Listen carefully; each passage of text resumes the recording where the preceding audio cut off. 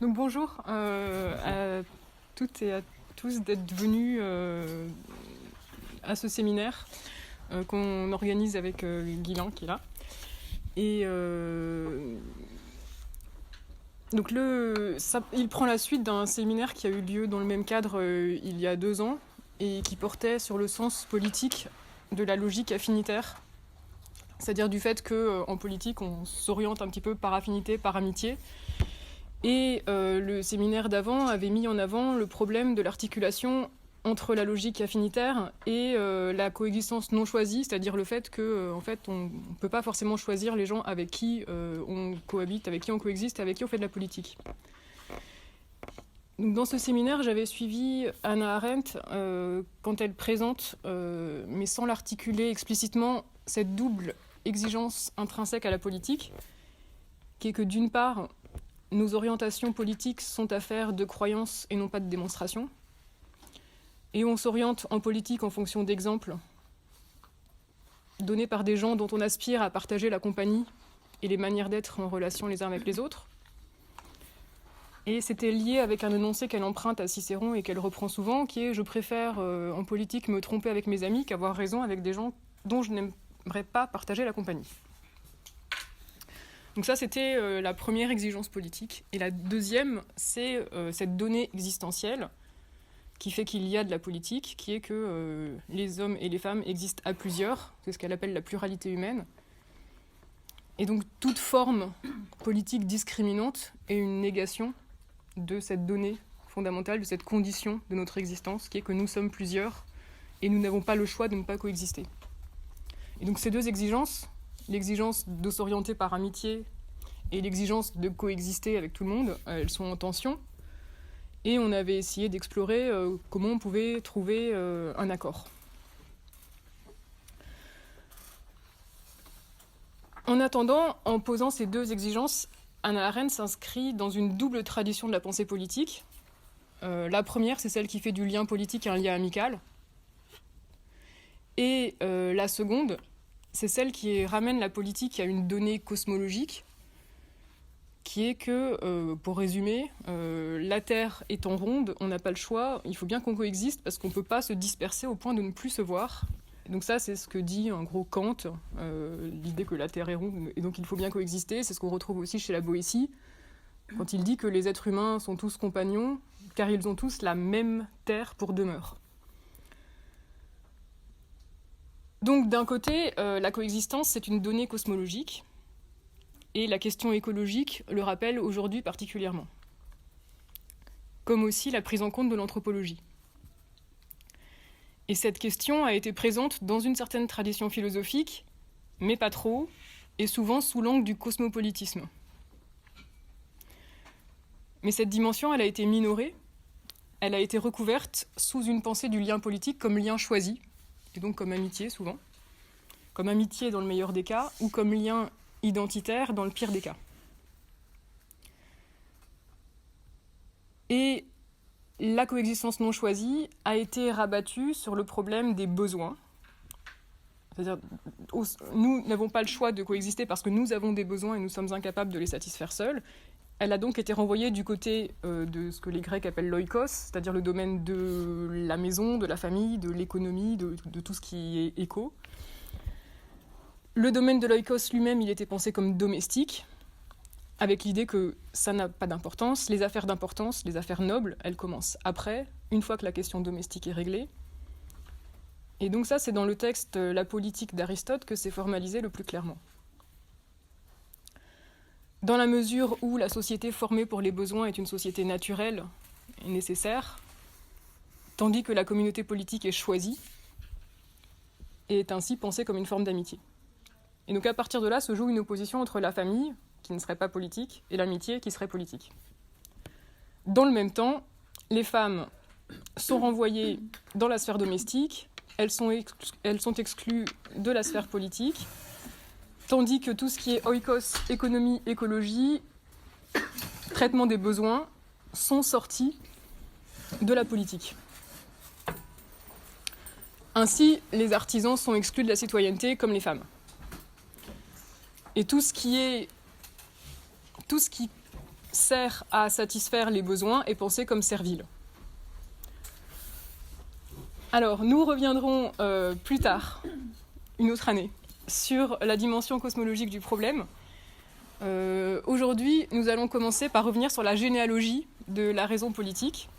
Et donc, on va voir comment ces choses-là se passent, quand sont inventées, d'une part, la cité, en Grèce, en particulier à Athènes, et d'autre part, l'État moderne, au XVIe, XVIIe, XVIIIe siècle. Donc, je vais commencer par la cité.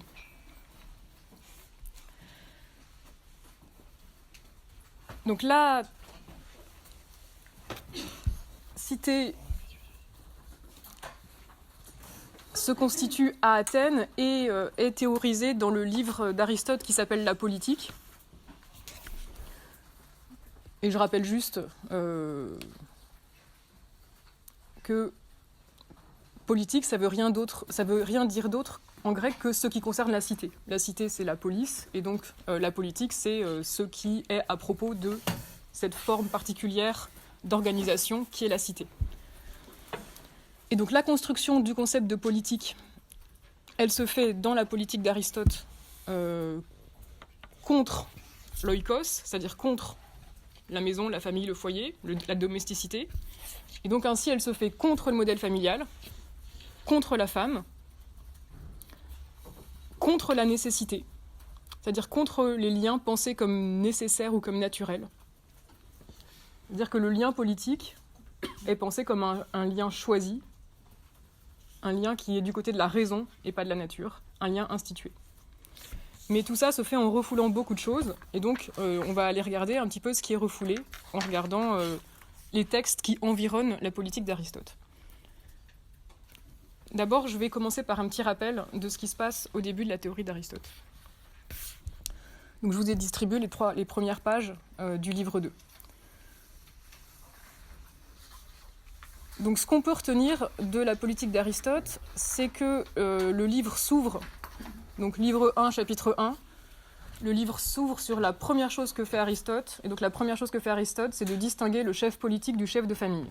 Donc son premier geste, c'est de faire cette distinction entre d'un côté la politique, de l'autre la famille. Puis, dans le chapitre 2 du livre 1, Aristote fait la généalogie, c'est-à-dire il regarde ce qui se passe à l'origine de la cité, à partir de quoi la cité a été constituée. Donc la cité, c'est la police, autrement dit, la communauté politique. Et quand il fait la généalogie de cette communauté politique, Aristote la place dans le prolongement de la famille, tout en l'en séparant. C'est-à-dire que si vous regardez le texte, il part des premières communautés, des communautés naturelles. Et donc la première communauté, dit-il, est la famille. Et la famille, dit-il, est, là je le cite, constituée par la nature pour la satisfaction des besoins de chaque jour. Donc, la famille est considérée déjà comme naturelle, comme ayant pour but la satisfaction des besoins. Elle est qualifiée d'union nécessaire, et Aristote dit qu'elle n'est pas arbitraire, parce qu'elle est liée à une tendance naturelle. Une tendance naturelle liée à se lier avec qui on pourra avoir une descendance. Donc ce qui m'intéresse ici, c'est ce qu'il dit quand il dit que la famille est nécessaire, naturelle, pas arbitraire. Donc la famille est elle-même l'articulation de deux unions nécessaires et pas arbitraires, l'homme et la femme donc pour la procréation d'un côté, et de l'autre côté le maître et l'esclave pour la conservation commune. Et donc Aristote parle de cette union entre celui à qui il est naturel de commander et celui à qui il est naturel d'obéir. À l'échelon supérieur, il y a le village, qui est défini par Aristote comme une communauté de famille. Et le village se situe encore dans l'extension des relations de parenté. Donc les liens sont tout aussi nécessaires que les liens familiaux. Et le village est gouverné, dit Aristote, comme les familles, selon le principe monarchique, par l'homme le plus âgé. C'est-à-dire que dans la famille, c'est l'homme qui commande, c'est le père et Marie qui commandent, et dans le village, par analogie, par extension, c'est aussi l'homme le plus vieux qui commande. Donc on a la famille, on a le village, et enfin on a la cité. Et la cité, c'est la communauté formée de plusieurs villages. Et Aristote dit qu'elle atteint les limites de l'indépendance économique. Donc là, ce qui délimite la cité, c'est l'autarcie économique, c'est qu'elle peut subvenir aux besoins. Il n'y a plus besoin davantage d'échanges pour assurer la satisfaction des besoins. Et comme elle est formée au début pour la seule satisfaction des besoins, une fois que cette question est réglée, Aristote dit que la cité permet aussi de bien vivre. Donc, une fois que la question des besoins est réglée, on peut faire de la politique, arrêter l'économie et faire de la politique. Et faire de la politique, c'est s'occuper de vivre bien. Donc faire de la politique, c'est s'occuper à plusieurs de vivre bien, sachant que cette occupation, réfléchir à plusieurs de vivre bien, comment on va bien vivre, que ce soit à l'Assemblée, etc., cette occupation, c'est déjà une manière de vivre bien. C'est-à-dire que faire de la politique, ce n'est pas une activité instrumentale, c'est pas un pur moyen pour une fin extérieure qui serait le bien. Faire de la politique, c'est déjà une activité qui actualise le fait d'avoir une bonne vie. Au contraire, le lien familial n'a pas de valeur intrinsèque. Le lien familial, il est là en vue de la satisfaction des besoins. Donc on a d'un côté la famille qui est sans valeur intrinsèque et qui a pour but la satisfaction des besoins, et la communauté politique qui est une communauté qui, en elle-même, par les liens qu'elle permet de développer, on pourrait dire, est presque à elle-même sa propre fin. En tout cas, actualise déjà un bien. Par ailleurs, la politique, le lien politique, la communauté politique n'est pas une communauté nécessaire, comme l'est la famille, parce que, souligne Aristote, beaucoup d'êtres humains vivent dans des sociétés qui ne sont pas des cités, qui ne sont pas politiques. Et il prend toujours comme exemple l'Empire perse, qui est régi sous le modèle despotique, donc monarchique, donc familial.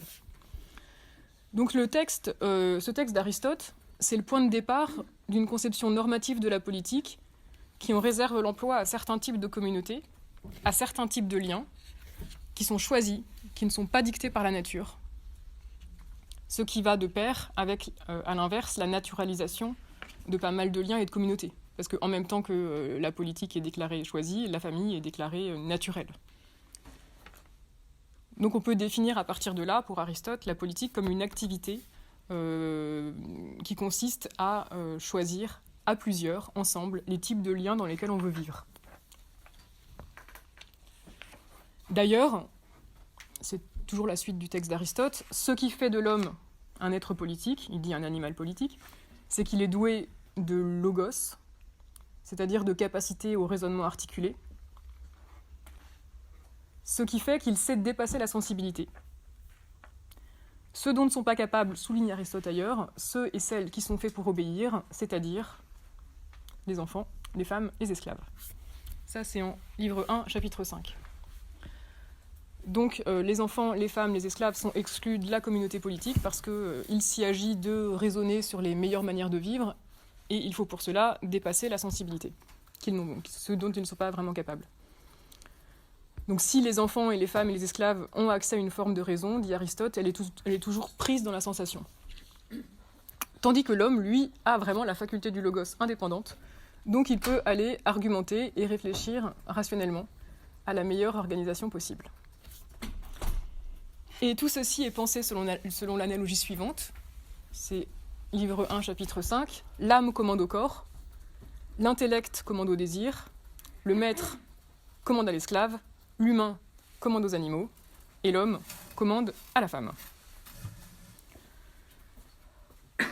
Et, poursuit Aristote, plus une pratique sollicite le corps, et moins l'âme, et plus elle est servile. D'où 3.15, l'état idéal, la cité idéale, se gardera de faire d'un homme de métier un citoyen. Et donc là, dans le même geste, la politique, elle est mise du côté de la rationalité, du côté de la philosophie. Et Par ailleurs, il faut noter que du côté de la domesticité, du côté de la maison, l'économie domestique se distingue en 3 branches. D'une part, l'étude des relations entre les maris et les femmes. D'autre part, l'étude des relations entre les maîtres et les esclaves. Et enfin, l'étude des relations entre les pères et les enfants. Et notez bien qu'il s'agit des relations entre les pères et les enfants, mais pas entre les mères et les enfants. Donc les femmes, elles n'ont même pas une place de mère, en fait. D'ailleurs, en 1.13, quand Aristote parle du rôle du chef de famille, il dit que son but est d'éduquer et les enfants et les femmes, pour qu'ils soient au mieux adaptés pour la cité. L'autre compétence du chef de famille, c'est de savoir subvenir aux besoins, ou plutôt de savoir commander les gens qui doivent subvenir aux besoins. Parce que savoir subvenir aux besoins, c'est un savoir servile. Ce qui n'est pas servile, c'est de savoir utiliser des esclaves qu'ils fassent à notre place. D'où la citation collector, livre 1, chapitre 7. C'est pourquoi ceux qui ont la possibilité de s'épargner les tracas domestiques ont un préposé qui remplit cet office, tandis qu'eux-mêmes s'occupent de politique ou de philosophie.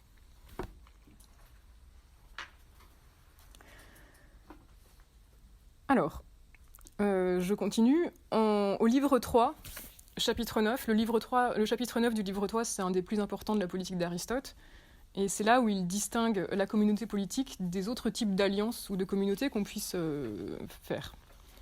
Et donc il écrit ceci, vous avez la citation, c'est la deuxième. « Les hommes ne s'associent pas en vue de la seule existence matérielle, mais plutôt en vue de la vie heureuse, car autrement, une collectivité d'animaux ou d'esclaves serait une cité, ce qui est impossible, car ces gens ne participent pas au bonheur ni à la vie fondée sur une volonté libre. » Aristote ajoute qu'il ne s'associe pas non plus pour fonder des alliances défensives contre les injustices, ni en vue d'échanges commerciaux.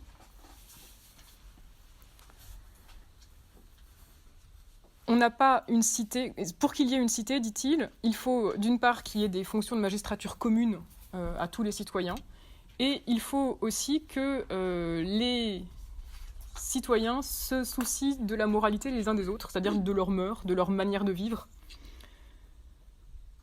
Donc les véritables cités sont aussi un choix des manières de vivre ensemble.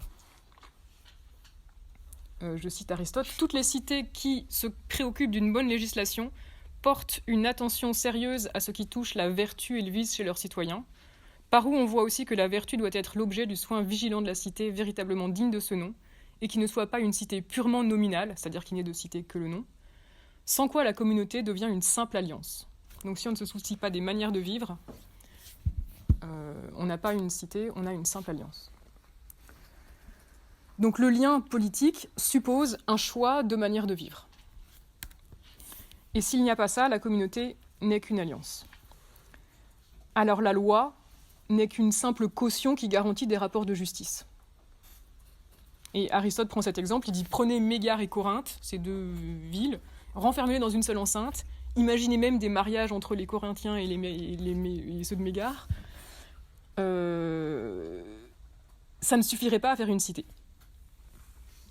Donc, la cité, c'est la communauté du bien vivre, dit Aristote, pour les familles et les groupements de familles, en vue d'une vie qui soit la meilleure possible.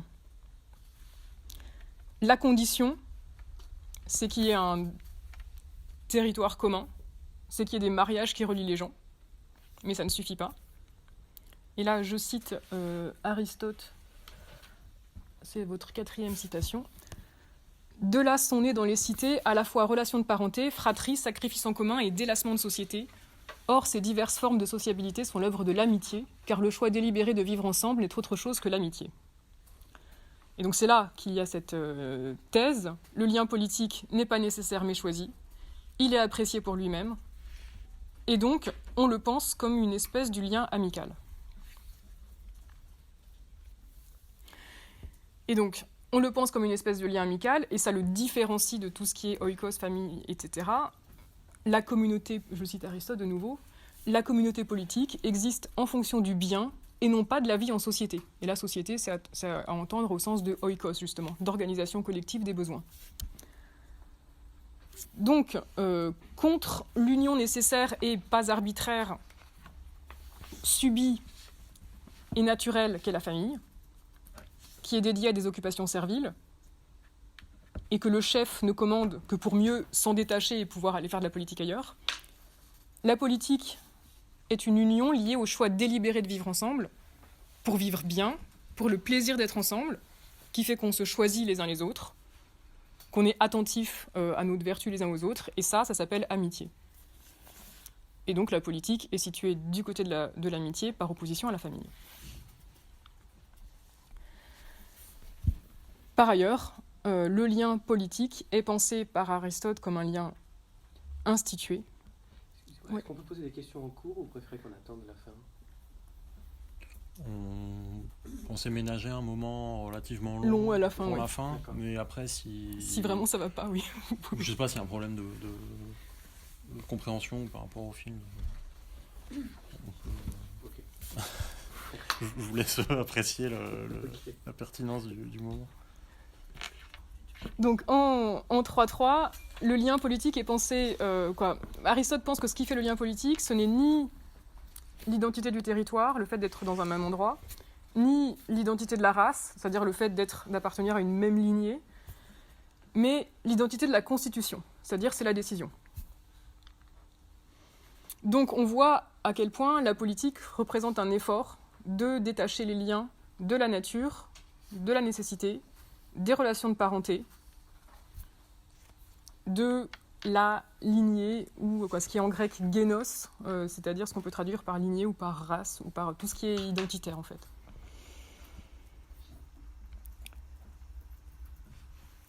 Donc ça, c'était pour le schéma. Maintenant, ça c'est un schéma, et toutes ces distinctions qu'Aristote propose, elles ne sont pas si fermes, et elles reposent, ou elles vont avec, toute une série de points obscurs qui sont refoulés ou qui provoquent des contradictions dans le texte d'Aristote. Donc là, dans un deuxième temps, je vais indiquer un peu rapidement pourquoi c'est plus compliqué que ce qu'on pourrait penser en première analyse, même dans le texte d'Aristote. Donc d'abord, l'opposition entre la famille qui serait fondée sur les besoins et la cité qui serait un lien choisi n'est pas si ferme.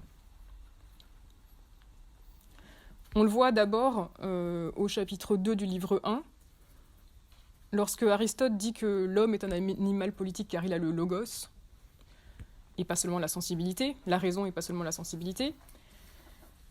Il dit justement que c'est la raison qui... Non, pardon. Il dit quand même que la sensibilité, qui fait qu'on a le sentiment du bien et du mal, cette sensibilité commune engendre famille et cité. Et donc là, alors qu'il avait opposé la famille et la cité dans la plupart des cas, il les met ensemble pour dire qu'elles dérivent toutes les deux de notre communauté du sentiment du bien et du mal. Ensuite, on peut revenir sur la citation que j'ai lue tout à l'heure. La quatrième, de là sont nées dans les cités à la fois relations de parenté, fratrie, sacrifice en commun et délassement de société. Or, ces différentes formes de sociabilité sont l'œuvre de l'amitié, car le choix délibéré de vivre ensemble n'est autre chose que l'amitié. On voit finalement que la naissance des relations de parenté, la naissance des fratries et la naissance des cités sont mises ensemble et sont toutes référées au choix et à l'amitié. Donc la distinction vacille encore. Ensuite, l'opposition entre vivre, c'est-à-dire satisfaire les besoins, et bien vivre, c'est-à-dire s'occuper d'autre chose, de plus noble, n'est pas si rigide non plus. Là, on peut regarder le chapitre 6 du livre 3, où Aristote rappelle qu'il a dit plus haut que l'homme est un animal politique, ce qui fait que même quand il n'a pas de besoin, quand il n'y a pas de besoin d'aide réciproque, les hommes aspirent à vivre en société, ce qui n'empêche pas, dit-il, que l'utilité commune contribue aussi à les réunir. Et il dit que les hommes se réunissent pour la vie heureuse, mais aussi dans le simple but de vivre. Et là, je le cite, 3.6, « Car sans doute y a-t-il quelque chose de moralement louable dans le seul fait de vivre pris en lui-même, aussi longtemps du moins que les difficultés de l'existence n'excèdent pas par trop la mesure. » Donc là, tout à coup, finalement, c'est pas aussi servile qu'il l'avait dit ailleurs de pourvoir aux besoins, à la vie elle-même. Et enfin, l'opposition entre le chef politique et le chef familial n'est pas si claire non plus, puisque dans le chapitre 12 du livre 1, Aristote dit que le pouvoir du mari sur sa femme est un pouvoir de type politique, et ce qui distingue le pouvoir politique du pouvoir domestique, c'est que le pouvoir domestique s'exerce entre personnes inégales naturellement, tandis que le pouvoir politique s'exerce entre personnes également libres. Et là, tout à coup, il y a l'idée donc il y a une liberté, une égalité politique entre l'homme et la femme dans la maison. On n'en sait pas tellement plus. En tout cas, et ça c'est ce qui nous intéresse, nous, ici, ce pourquoi il n'y a pas de place dans ce que raconte Aristote, c'est pour le hasard, c'est pour l'arbitraire. Au sens où, d'un côté, du côté de la famille, les liens sont non choisis. Ils ne sont pas arbitraires, dit Aristote, parce qu'ils sont naturels. Donc la nature produirait des relations qui fonctionnent et elle les légitimerait. Et donc il n'y aurait pas à les interroger, il n'y aurait pas à en interroger le fonctionnement. Du côté de la cité, le lien est choisi, mais il n'est pas arbitraire non plus, il est choisi parce qu'il est bon, la raison peut montrer qu'il est le meilleur. Donc d'un côté, du côté de la famille, on a la nécessité, on a un lien nécessaire, et du côté de la cité, de la politique, on a un lien qui est bon, mais donc il n'y a pas de place pour le hasard, pour le fait que on est tous les uns à côté des autres et on n'a pas le choix, et il faut bien s'organiser comme on peut en subissant cette coexistence.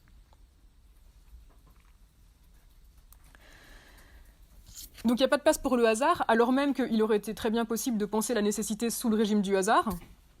De fait, si notre coexistence est nécessaire, on peut penser qu'on ne l'a pas choisi, ça nous tombe dessus et ça relève d'un hasard.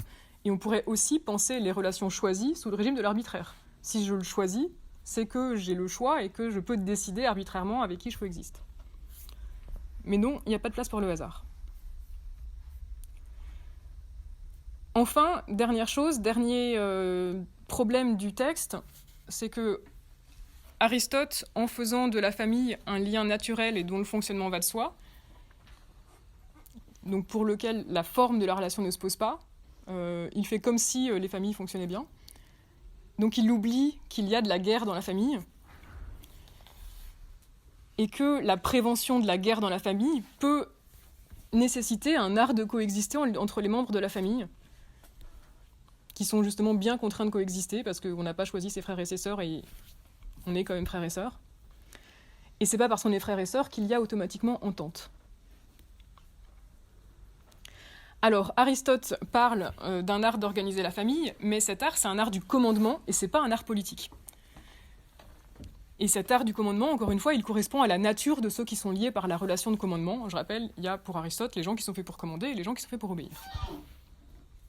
Ça, c'est pas un art des relations. Un art des relations, c'est un art d'organiser les relations entre égaux. Quand précisément la nature ne dicte plus les relations, alors que c'est ce qu'elle est censée faire dans le cadre de la famille. Donc il faut distinguer l'art de commander, qui est censé être propre à la famille, et l'art de s'accorder, qui est propre à la politique. Et Aristote ne pense pas que la famille ait besoin d'un art de s'accorder, parce qu'il pense que la nature fait l'accord.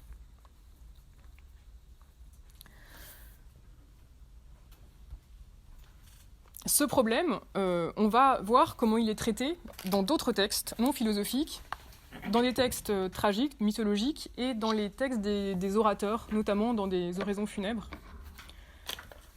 Mais aussi, on va voir comment on peut mettre en rapport ce texte avec la réalité des institutions athéniennes. Donc finalement, ce que je propose là, c'est de réinscrire tout ce que dit Aristote, tout le schéma d'Aristote, même s'il est plus compliqué que ce qu'il pourrait sembler en première analyse, dans la réalité athénienne et dans l'imaginaire athénien. Alors d'abord, les institutions athéniennes. Donc il faut rattacher tout ce que dit Aristote à ce qui fonde la démocratie athénienne, qui est la réforme de Clisthène. Donc Clisthène, c'est C-L-I-S-T-H-E-N-E. Donc la réforme de Clisthène, ça date de 508 avant Jésus-Christ. Clisthène, ce qu'il a fait, c'est qu'il a institué une nouvelle division territoriale de l'Attique en 10 tribus, entre lesquelles ont été répartis environ une centaine de DEM, donc c'est aussi des plus petites unités territoriales, et le but de cette réforme, c'était d'assurer le mélange, de faire qu'aucune tribu ne puisse regrouper un territoire d'un seul tenant ou d'une seule force locale. Donc il s'agissait de mélanger les gens, de forcer justement, de fabriquer une coexistence non choisie en fait. Et cette réforme, chaque citoyen était nommé du nom de son père et du nom de son DEM, c'est-à-dire qu'elle fondait l'identité politique des citoyens. Et donc les gens avaient une identité, on peut dire parentale, qui était issue de la parenté, et une identité qui était instituée politiquement. Et l'identité parentale ou l'identité héritée n'était pas la seule identité politique en fait.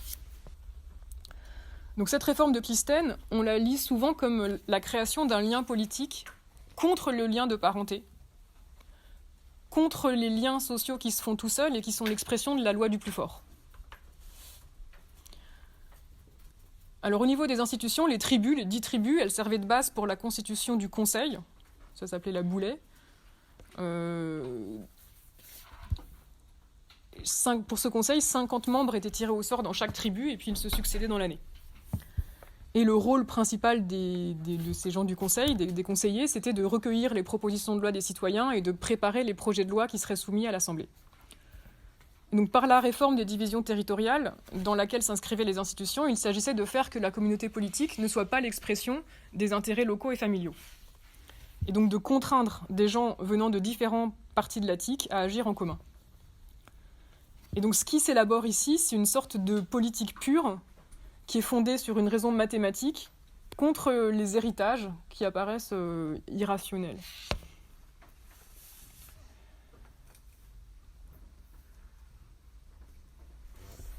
Ça relève de la pure décision politique.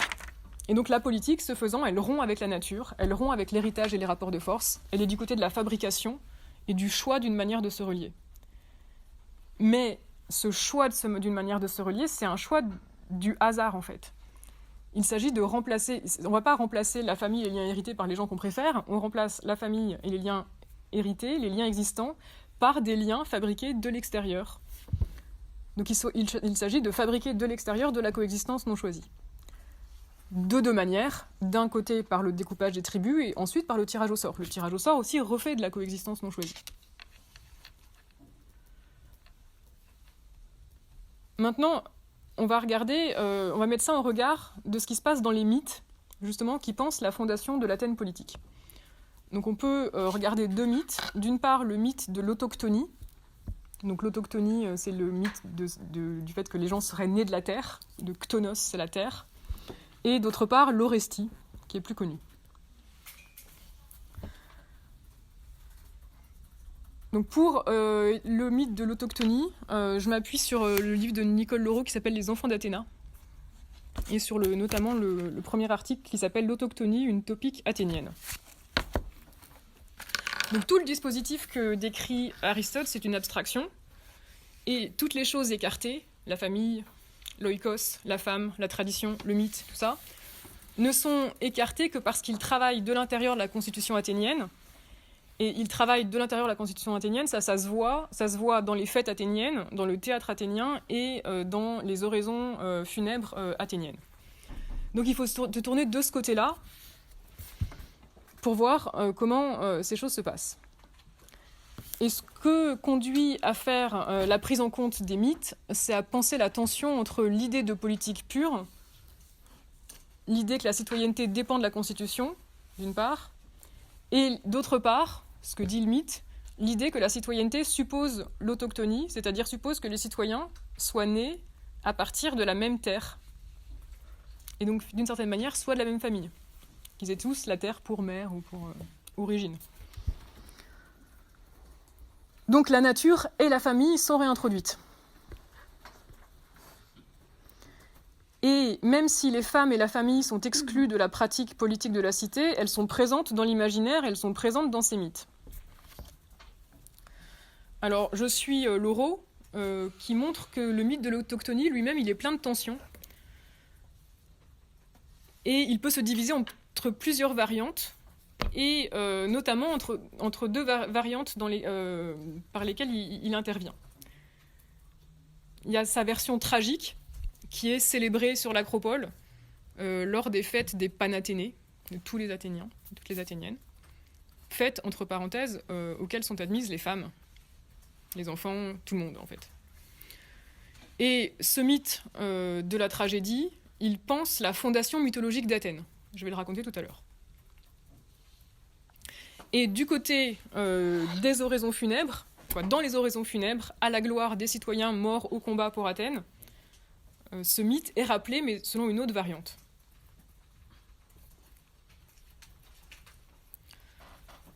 Et enfin, le mythe de l'autochtonie dit que finalement le premier citoyen d'Athènes, c'est quelqu'un qui s'appelle Éryctonios, qui est né de la terre. Et cet Éryctonios, c'est chaque tribu découpée par Clisthène avait une figure emblématique, et Éryctonios, c'est l'emblème d'une des 10 tribus de l'Attique. Alors les deux mythes de l'autochtonie, il y a donc le mythe de la tragédie, le mythe politique. Dans le mythe tragique, c'est ça. Alors d'abord,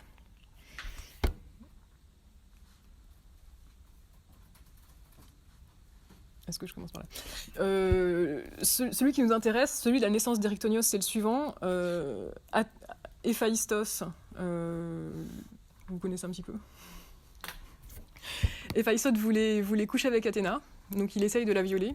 Elle échappe au viol, du sperme lui arrive sur la jambe, elle l'essuie avec un bout de laine et le balance par terre, ce qui fait que la terre sur laquelle le bout de laine plein de sperme tombe est fécondée et naît Éryctonios. Éryctonios est ensuite recueilli et nourri par Athéna, qui est quand même sympa. Et c'est Éryctonios qui va nommer Athènes. Donc c'est l'origine du nom d'Athènes. Et ensuite, d'ailleurs, dans les textes, Érectéide, qui est l'adjectif pour Éryctonios, c'est une métaphore pour dire... Non, Érectéide, ça veut dire... Ide, c'est fils d'eux. Donc Érectéide, c'est fils d'Éryctonios. Et donc Érectéide, c'est une métaphore pour dire citoyen d'Athènes. Donc les citoyens d'Athènes, on les appelle les Érectéides. Et donc c'est tout ça qui est célébré sur l'Acropole lors des Panathénées.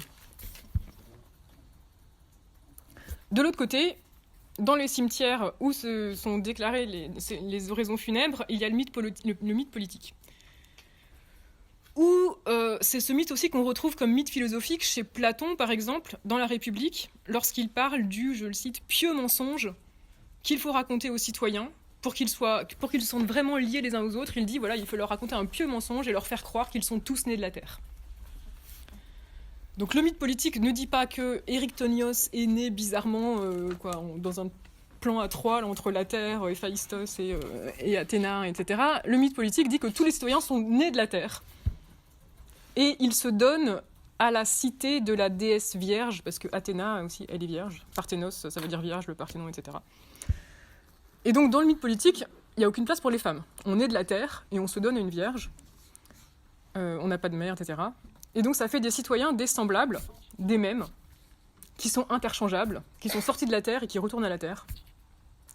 Et donc ça permet de fonder la cité sur le même, sur l'identité, en excluant les femmes et les immigrés. Et évidemment, ce n'est pas compatible avec le discours sur le lien politique comme lien dénaturalisé, institué, coupé de la nature, etc. Mais dans les textes dans lesquels l'autochtonie est rappelée, il y a l'idée que cette autochtonie, cette même naissance, elle serait condition de l'égalité. Et donc l'égalité politique serait déduite de l'égalité naturelle. Pour être citoyen d'Athènes, il faut être athénien, il faut être né de la terre athénienne. On ne peut pas le devenir. Bon, après, évidemment, comme le dit Aristote en Politique 3.2, ça pose un problème de régression à l'infini, parce que si pour être athénien, il faut être fils d'un Athénien et d'une Athénienne, se pose la question quand même de la fondation.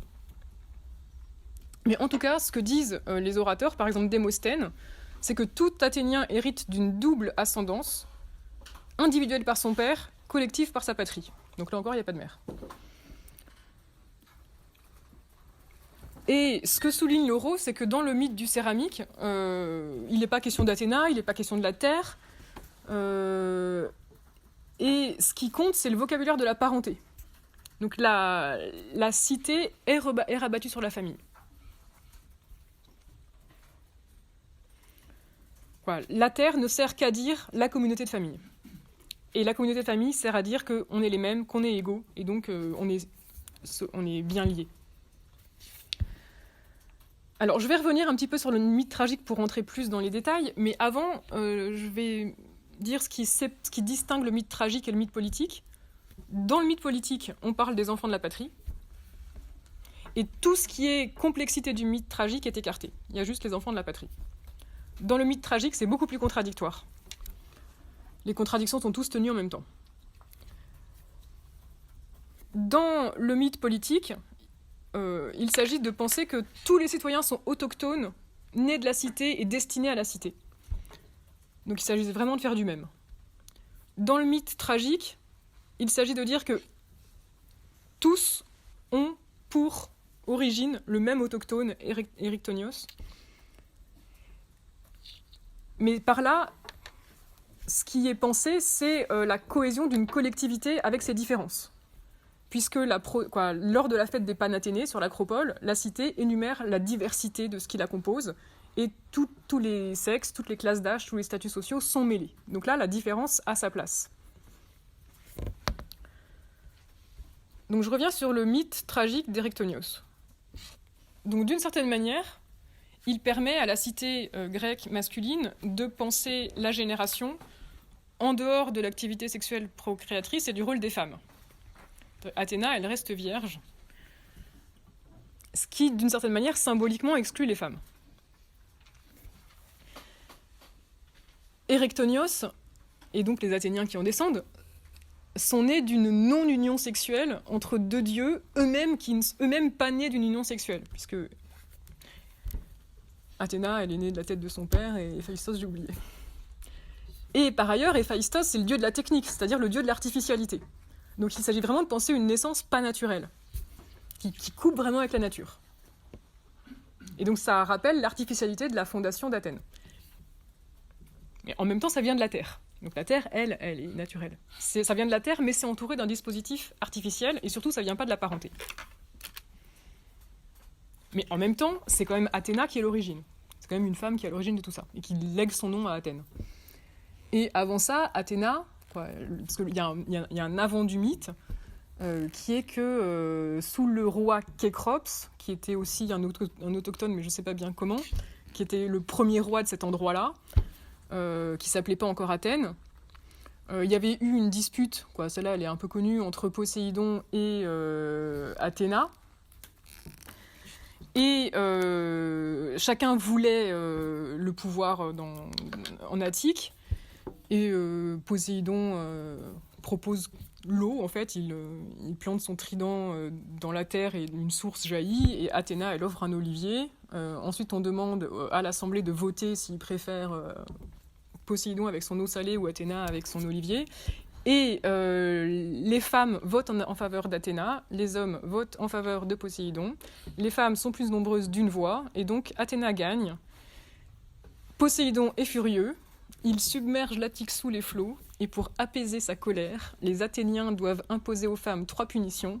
Elles n'auront plus le droit de vote, aucun enfant ne portera le nom de sa mère, elles ne seront plus appelées athéniennes.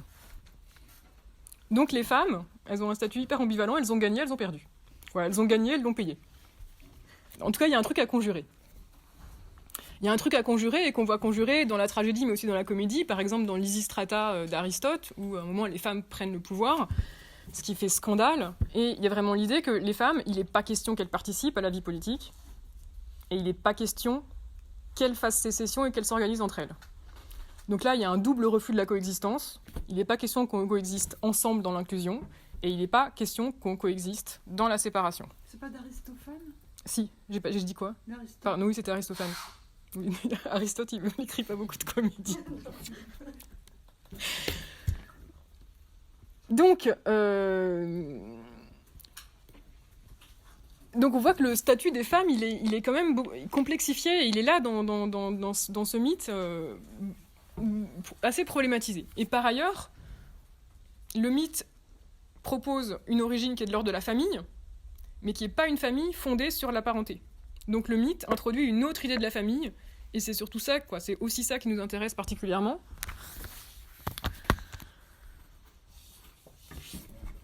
Parce que le mythe propose une conception de la famille qui peut peut-être être plus opératoire pour nous, pour penser la politique comme organisation de la coexistence non choisie. En effet, on rappelle, Héphaïstos voulait violer Athéna, ça marche pas, la terre enfante Éryctonios, et Athéna le récupère et le nourrit avec les filles de Kécrops, l'ancien roi d'avant là. Je cite Euripide qui raconte ça dans la tragédie Ion. Athéna le reçut de la terre, le bébé, dans ses bras de vierge et sans l'avoir conçu, et le donna, comme on voit dans les peintures, aux filles de Kécrops. Donc ce qui est décrit là, c'est pas une naissance, c'est un passage et un accueil. Et Athéna, elle a une fonction d'accueil et de nourrice. Et donc ce qui s'origine ici, c'est une cité qui a un foyer commun. Et dans laquelle, à l'origine, il s'agit de nourrir le bébé qui est tombé là un peu par hasard, qui est sorti de la terre et qui était là. Ça permet de penser que les enfants d'Athéna, donc les enfants d'Éryctonios, leur existence, elle est d'emblée politique, parce qu'elle est fondée sur un accueil, elle est fondée sur une reconnaissance, mais c'est une politique qui n'est pas détachée de la nourriture, du foyer et de tout ce qu'Aristote renvoie à la sphère domestique. Et par ailleurs, c'est aussi une structure dans laquelle fournir de la nourriture, c'est pas genré. Le rôle de la nourrice, il peut être tenu par un homme, par une femme, par un parent biologique ou pas un parent biologique. C'est pas du tout naturalisé. Donc c'est une politique qui n'est... Donc on peut penser par là une politique qui n'est pas détachée de la famille, à condition que la famille ne soit pas pensée en termes de parenté, de reproduction sexuelle et de reproduction du sang. Donc il y a une reconnaissance politique, libre, liée aux besoins et à la nourriture. Et donc à quelque chose qui fournit le hasard, qui est un bébé qui est tombé là un peu sans qu'on l'ait voulu. Je vais finir par problématiser cette question de la famille. Donc il y a un autre article de Nicole Laureau qui s'appelle « La guerre dans la famille », qui permet de problématiser le lien familial et le rapport entre la famille, la communauté politique et l'amitié politique. Pour résumer, la problématique est la suivante. Est-ce que la famille conjure le conflit ou est-ce que la famille est source de conflit ? Autrement dit, pour prendre les choses à l'envers, la guerre civile, donc ce qu'en grec on appelle la stasis, S-T-A-S-I-S, est-ce que la stasis, c'est une réalité naturelle ou bien est-ce que c'est une réalité contre nature ?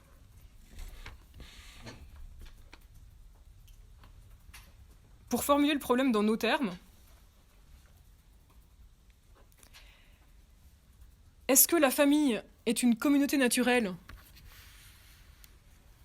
dans laquelle la concorde va de soi et se fait toute seule, sans qu'il y ait besoin d'un art de s'accorder ? Ou bien au contraire, est-ce que la famille est une communauté conflictuelle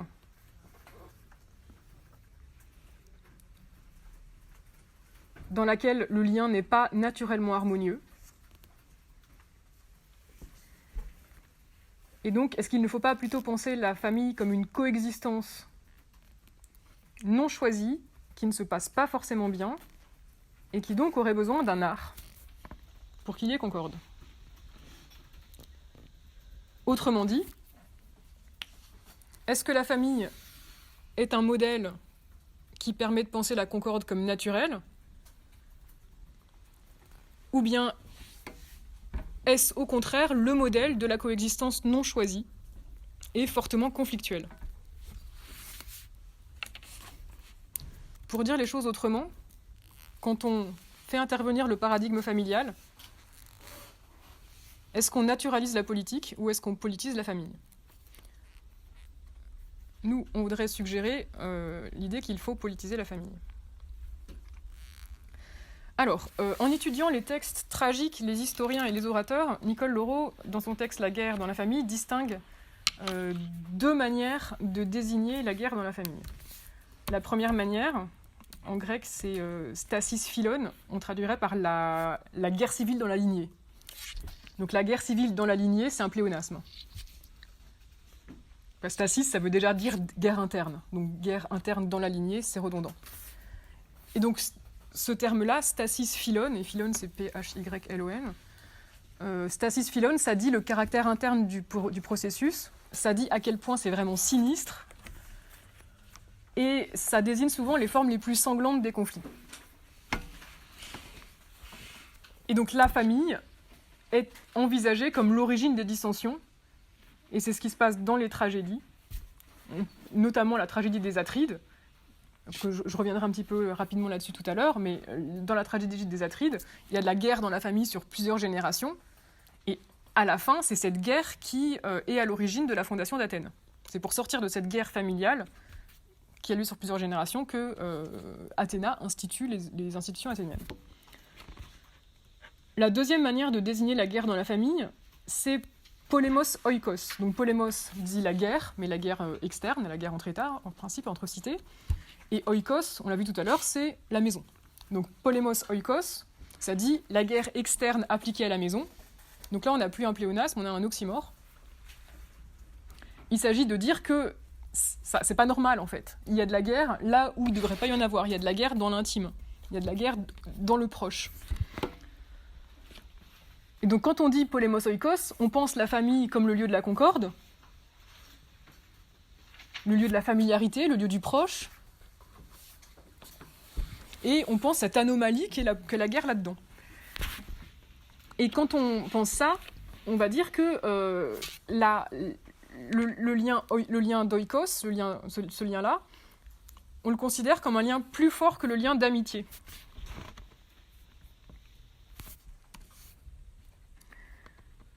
Alors, je vais d'abord m'attarder un tout petit peu sur l'idée que la famille serait le lieu de l'entente naturelle.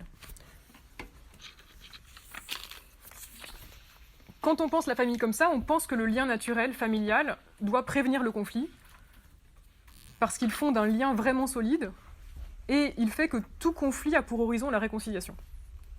Il fait que le lien politique est solide.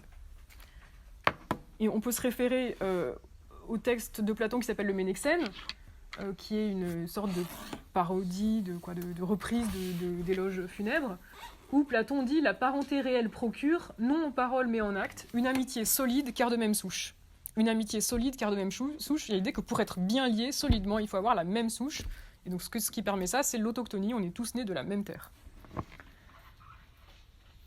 Donc là, on est au plus loin de tout ce qu'on a vu chez Aristote tout à l'heure. Dans la guerre du Péloponnèse, Thucydide raconte aussi que la guerre civile, qui a dévasté Athènes souvent, a été facilitée, dit-il, par la désagrégation des relations familiales.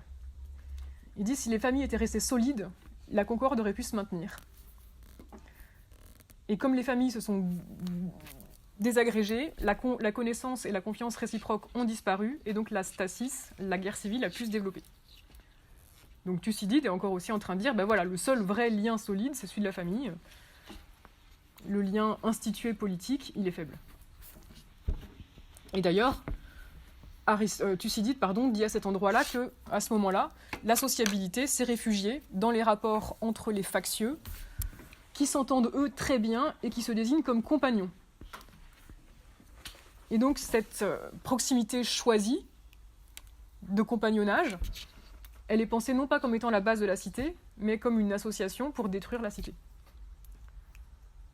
Donc les liens électifs sont là pour le pire. Donc d'une certaine manière, l'élection est du mauvais côté. Tout ça dans une conception totalement naturaliste de la famille.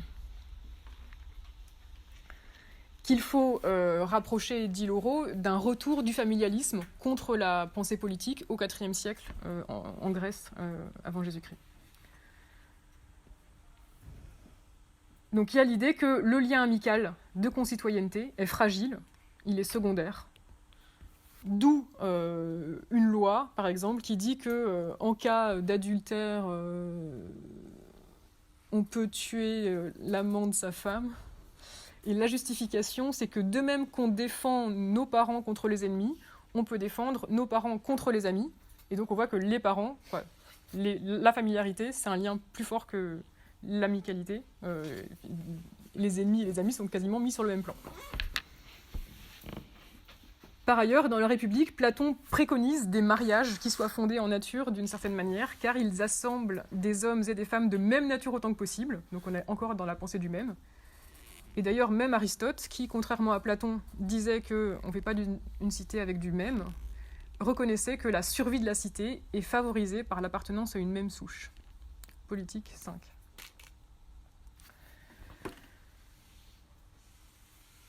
Mais penser la politique sur le modèle de cette famille fondée sur le sang, sur le même, encore une fois, ça suppose de passer par le mythe de l'autachtonie. Donc par un mensonge, par un beau mensonge. Et par ailleurs, ça suppose aussi des procédures de fabrication artificielle d'un lien pensé comme naturel. C'est-à-dire que du côté des gens qui prônent ce lien d'autochtonie, il y a l'idée qu'on va fabriquer contre la famille naturelle une famille instituée. Je donne 2 exemples.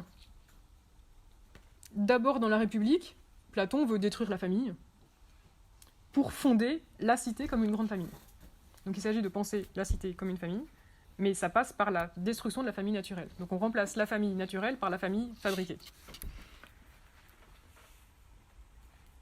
D'autre part, il y a un exemple historique que rapporte Laureau dans son texte, qui est qu'en Sicile, après une sorte de guerre civile, dans une cité qui s'appelle Naconais, les citoyens s'étaient réconciliés, et pour se réconcilier, ils s'étaient institués en frères électifs.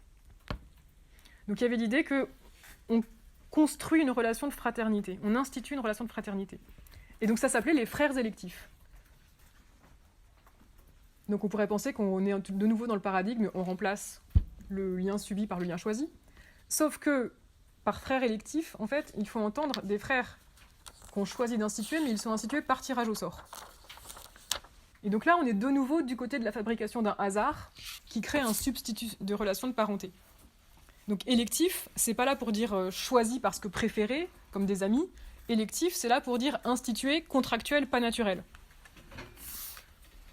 Et ce lien doit passer entre les familles naturelles qui sont vues comme à l'origine de la stasis, c'est-à-dire à l'origine de la guerre civile.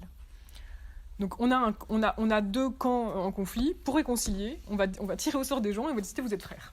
Et on les pense comme frères avec l'idée que ce modèle de la famille doit permettre de penser à un lien plus solide. Donc là encore, comme dans la réforme de Clisthène, le choix n'est pas un choix électif. Le choix, quand on parle de choix, il s'agit de dire que c'est artificiel, mais le choix repose sur le hasard. Le modèle politique, c'est celui du hasard.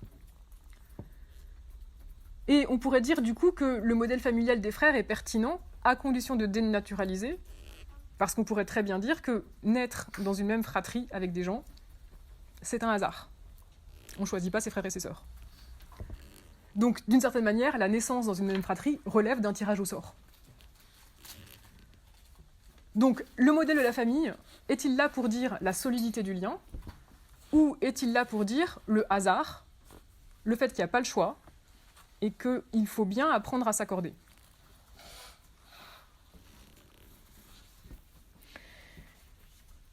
On tombera dans la deuxième option si on envisage la famille, non pas comme lien solide, mais la famille comme lieu de guerre.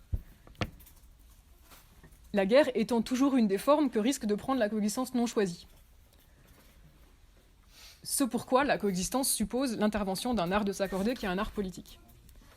Pour penser ça, on peut rappeler brièvement ce qui se passe dans l'Orestie, mais en tout cas, bon, les tragédies grecques ne manquent pas de conflits internes aux familles où les mères tuent leurs enfants, les frères sont entretués, etc.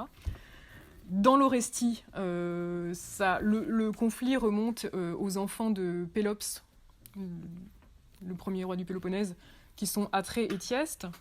Donc ils se sont un peu disputés le trône de Pélops. Atrée a fait manger à Thyeste ses propres enfants parce qu'il avait pris le trône. Donc à la génération d'après, Thyeste avait un fils qui s'appelait Égiste. Ce fils Égiste, il a déjà tué Atrée. Ensuite, il a tué Agamemnon, le fils de Atrée. Avec Clytemnestre, sachant qu'auparavant, Agamemnon avait tué Iphigénie. Donc à son retour, c'est un peu Clytemnestre et Égiste le tuent. Et puis en troisième génération, Oreste tue Clytemnestre et Égiste. Bref, voilà, sur 3 générations, ils s'entretuent. Et c'est après le dernier meurtre, qui est celui d'Oreste, que on voit que la guerre dans la famille ne peut pas s'arrêter et qu'il faut donc l'intervention d'un art politique. Et là, c'est Athéna qui intervient et qui institue le tribunal d'Athènes pour juger de ce conflit et toutes les institutions athéniennes. Et donc, on peut très bien lire l'Orestie en disant que d'une certaine manière, la politique vient mettre de l'ordre dans la famille, bien loin de rompre avec la famille en fait. Elle vient mettre de l'ordre dans la famille, qui est un cas paradigmatique de la coexistence non choisie. Ce qui permet de penser que la politique est un art d'accorder les gens qui se trouvent vivre ensemble par hasard, sans l'avoir choisi, qui se trouvent dans un même lieu, qui sont soumis aux mêmes besoins, qui sont de sexe, d'âge, de provenances différentes, mais, et donc qui sont potentiellement en conflit, mais qu'il faut accorder. Ça, c'était pour l'origine dans la cité grecque. Pour ce qui se passe sur ce thème dans l'État moderne, je cède la parole à Guilain. Merci.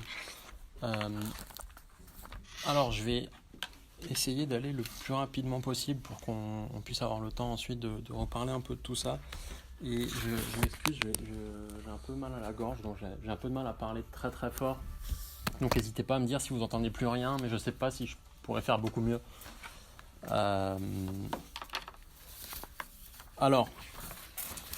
Donc après la fondation des cités, des poleis grecques et l'invention de la politique comme telle, la politique n'étant rien d'autre que la vie en cité, l'organisation de la vie en cité, historiquement. Et lexicalement, politique ne veut rien dire d'autre que ça. À partir du moment où on a inventé un certain mode d'organisation collective, on a inventé la politique, et c'est lié à cette instauration historique, en gros dans la Grèce ancienne. On pourrait dire qu'après ce premier moment grec, la fondation de l'État moderne constitue le deuxième moment d'institution de la politique, pour le dire de façon un peu massive dans l'histoire occidentale. Il y a un premier moment dans l'Antiquité qui a eu des effets sur un très long terme, et tout un ensemble de mutations qui font qu'après les cités grecques apparaissent des empires, l'Empire romain, etc. Et puis après son déclin, dans les ruines de ça se développe ce qu'on appelle la civilisation médiévale. Mais que le moment, disons, de réinvention de la politique, et dans lequel on se met à repenser la politique comme telle, et où elle est plus mêlée d'autres formes culturelles, comme la religion par exemple, ce qui était très fortement le cas au Moyen-Âge, ce deuxième moment, c'est l'époque moderne. Alors, historiquement, la fondation de l'État, c'est un processus très très long et très complexe. Pour le dire comme ça, on pourrait les tirer vraiment du XIIIe siècle. Au XIIIe siècle, en gros, le début de la reconquête par le royaume de France de toutes les seigneuries indépendantes qui sont sur le territoire qu'on appelle aujourd'hui français. Et les premières mesures, ça commence doucement, mais c'est vraiment là que s'enclenchent les choses. Les premières mesures de centralisation fiscale et juridique aussi. Donc voilà, ça commence vraiment XIIIe siècle, puis fin XIIIe siècle, avec aussi un accompagnement théorique de ces questions. Et on pourrait tirer jusqu'à il n'y a pas si longtemps que ça, on va dire au XIXe siècle, où c'est à ce moment-là, on pourrait dire à peu près au moment du congrès de Vienne par exemple, qu'on voit la constitution, l'achèvement vraiment de l'État-nation territorial.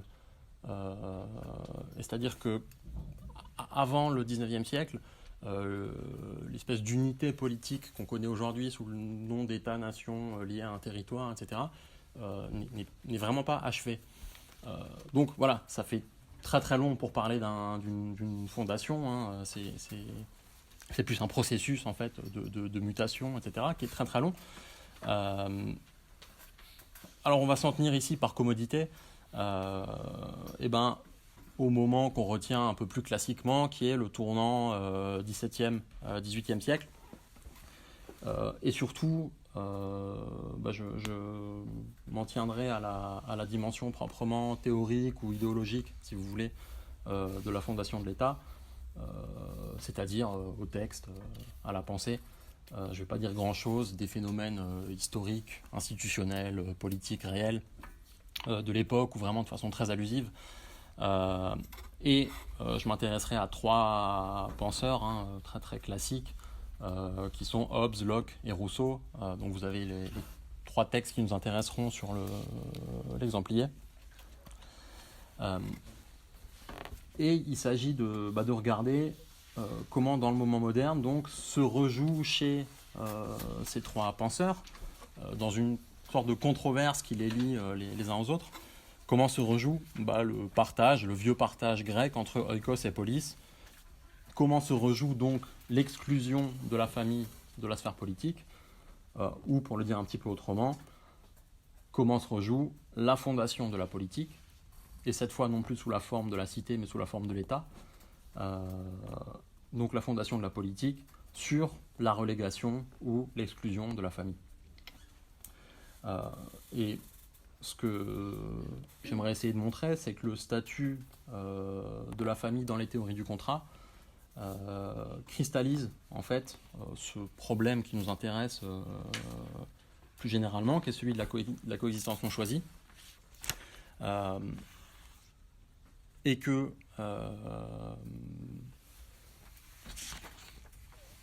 le statut de la famille, la discussion qui est engagée sur la famille dans les théories du contrat, cristallise aussi la façon dont le problème de la coexistence non choisie s'inscrit dans l'invention d'une nouvelle figure de la politique, nouvelle figure donc qui est l'État.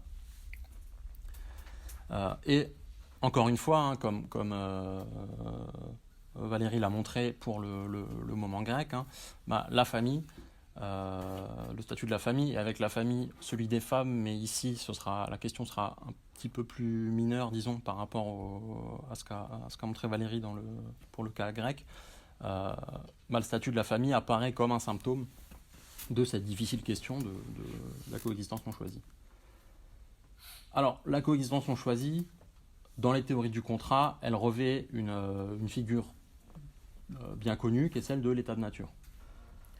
On pourrait dire, l'état de nature, c'est quoi ? C'est un état d'exposition des humains les uns aux autres, avant toute décision collective, avant toute loi, avant tout ordre symbolique, avant toute société, et évidemment avant toute formation politique. Ce qui a été pensé sous la forme de l'état de nature, et bon, on ne va pas revenir sur comment on en est arrivé à l'état de nature dans la pensée moderne, mais quand on le regarde comme ça, on fait une espèce de coupe synchronique simplement, qu'est-ce qu'on nous montre dans l'état de nature ? Une tentative de penser des humains exposés les uns aux autres, sans aucune forme de médiation. Pas de médiation symbolique, etc. On essaye même Rousseau, il pense ça même de façon pré-langagière, etc. C'est quoi l'animal humain, les animaux humains exposés les uns aux autres quand ils n'ont même pas encore le langage. Donc, on a une figure, si vous voulez, de la coexistence humaine non choisie, parce que pas encore médiatisée par aucune forme de rationalité, de symbolisation, etc. C'est l'état dans lequel les humains sont liés ou sont confrontés, pour le dire comme ça plutôt, les uns aux autres, par nature. Et donc on pourrait dire l'état de nature, c'est moins la fiction ou le mythe de l'origine, comme on dit souvent. L'état de nature, c'est un mythe de l'origine de la politique. Non, c'est pas tant ça que une figure, la figure de la coexistence non choisie. La figure moderne, pour ainsi dire, de la coexistence non choisie. Et on va poser 2 questions par rapport à donc à ce qui se passe dans les théories du contrat concernant l'état de nature. La première, c'est comment la transition de l'état de nature à l'état de société affecte-t-il la coexistence entre humains? C'est-à-dire, qu'est-ce qu'on fait de la coexistence non choisie quand on essaye de penser comment apparaît la société, comment apparaît la politique à partir de l'état de nature? Et deuxièmement, évidemment, quel rôle joue la famille dans ce processus? Où se situe la famille? Du côté de la nature, du côté de la société?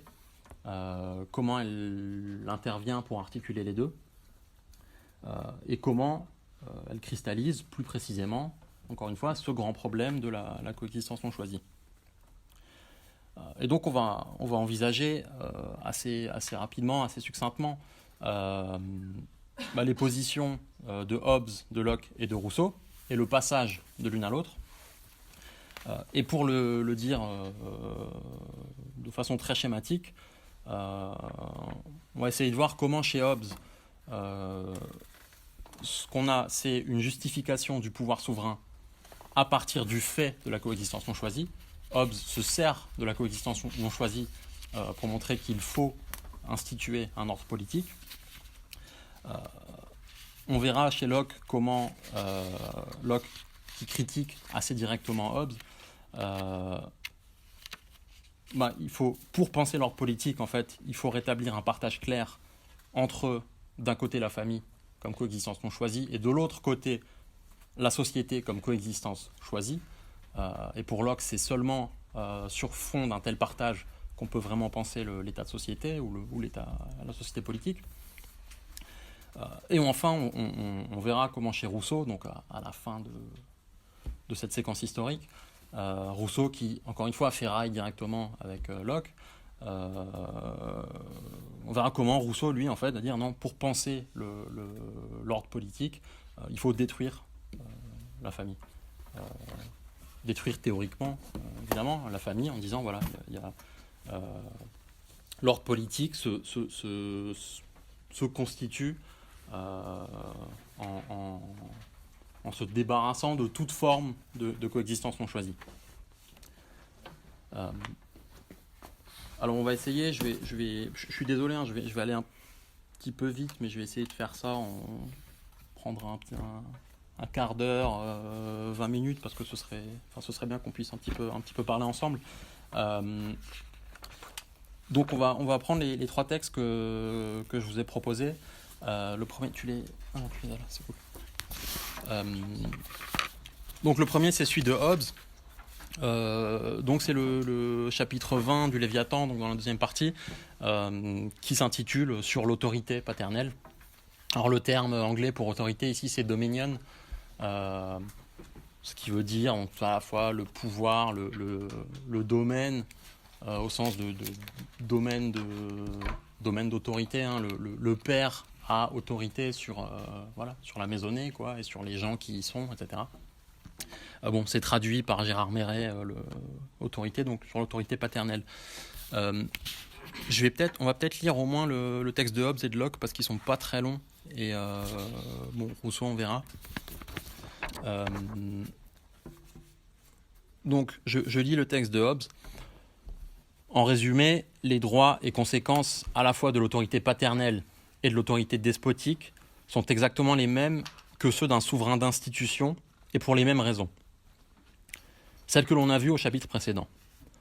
En sorte que, pour celui qui est monarque de plusieurs nations, ou, dans l'une, il a la souveraineté par institution du peuple assemblé, et dans une autre, par la conquête, c'est-à-dire par la soumission de chaque individu particulier afin d'éviter la mort ou les fers, exiger de l'une des nations plus que d'une autre, au titre de la conquête, ou parce qu'elle est une nation conquise, est un acte d'ignorance des droits de souveraineté. Le souverain est en effet pareillement absolu sur l'une et l'autre, ou alors il n'y a pas de souveraineté du tout, et du coup, tout un chacun peut se protéger lui-même, s'il le peut, avec ses propres armes, ce qui est l'état de guerre. Par là, on voit qu'une grande famille, si elle ne fait pas partie d'un État, est, par elle-même, pour ce qui est des droits de souveraineté, une petite monarchie. Qu'il s'agisse d'une famille comprenant un homme et ses enfants, ou un homme et ses serviteurs, ou un homme, ses enfants et ses serviteurs, où le père ou maître est souverain. Et pourtant, une famille n'est pas à proprement parler un État, à moins que par son propre nombre ou grâce à d'autres moyens, elle ne dispose pas d'une telle puissance qu'on ne puisse la dominer sans risquer une guerre.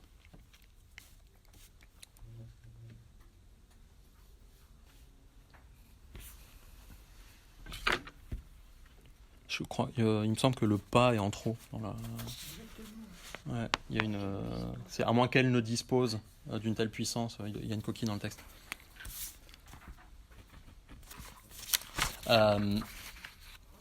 Alors, je vais simplement faire 3 remarques sur le texte. Je ne vais pas le reprendre linéairement. Et donc, la première chose qu'on voit, c'est que la thèse de Hobbes ici, c'est qu'il n'y a pas de différence entre la famille et l'État, pour le dire très simplement. C'est exactement le même type de pouvoir qui s'applique dans une famille et dans un État, à savoir un pouvoir de souveraineté, un pouvoir absolu. Simplement, dans la famille, le pouvoir dont il est question relève de ce que Hobbes appelle la souveraineté d'acquisition, par distinction avec la souveraineté d'institution. C'est-à-dire que la souveraineté d'acquisition, c'est celle qui est consentie par les sujets à un souverain parce qu'ils ont peur du souverain lui-même. Le cas classique, c'est celui de la guerre. Un souverain envahit un pays, etc. Les habitants de ce pays, plutôt que d'être emprisonnés ou de mourir, etc., préfèrent dire d'accord, vous êtes le nouveau souverain, vous êtes le nouveau roi, et en quelque sorte consentir à la souveraineté du monarque. La distinction entre les deux, c'est que dans la souveraineté d'institution, le consentement, il est donné par les sujets parce qu'ils ont peur les uns des autres, mais pas directement du souverain.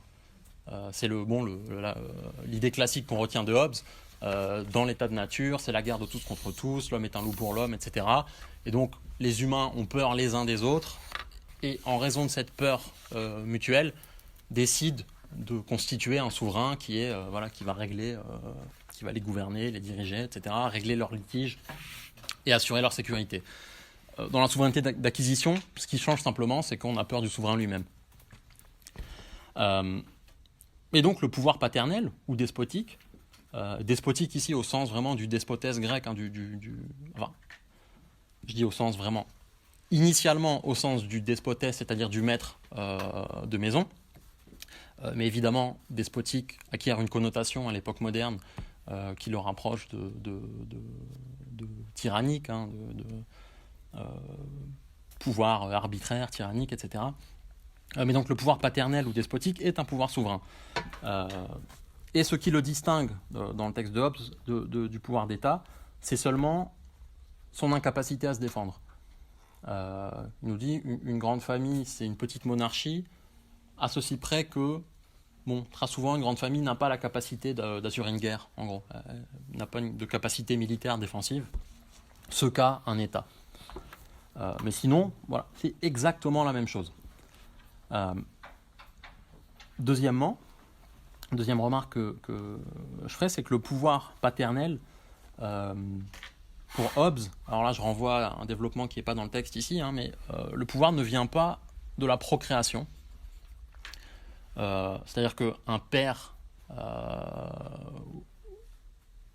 en l'occurrence, puisqu'il est question du pouvoir paternel, un père n'a pas de pouvoir sur son enfant parce qu'il l'a créé ou procréé. Il vient de ce que Hobbes appelle le consentement de l'enfant. Alors ça pose un double problème, cette thèse. Premièrement, celui du rôle de la mère.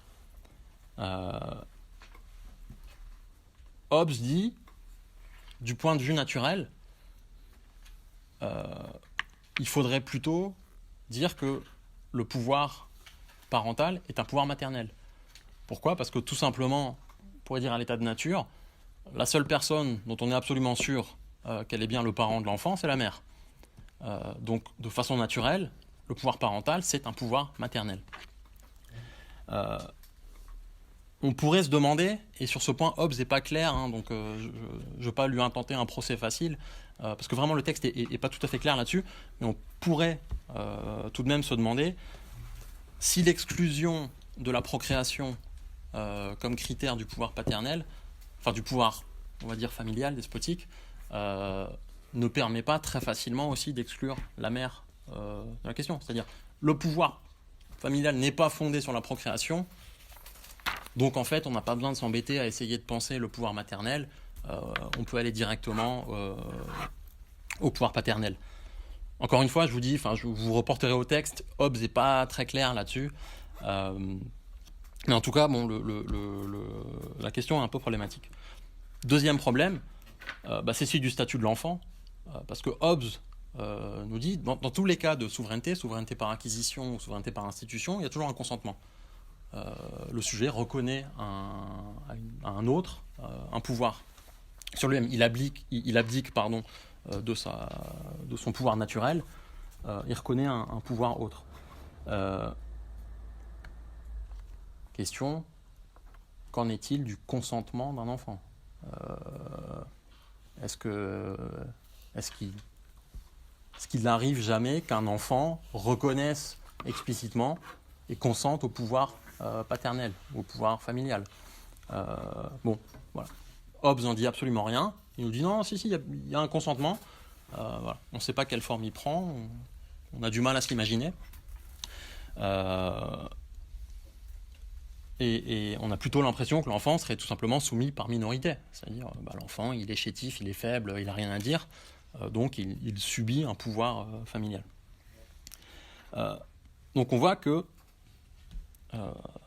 y a un flou sur l'origine du pouvoir paternel. Il est reconnu comme pouvoir souverain. Par contre, alors que Hobbes cherche à penser l'origine du pouvoir souverain, des pouvoirs d'institution, d'acquisition, ce cas particulier de pouvoir souverain est très difficilement retraçable. Ses origines sont très difficilement retraçables. Enfin, dernière remarque, la famille ici intéresse Hobbes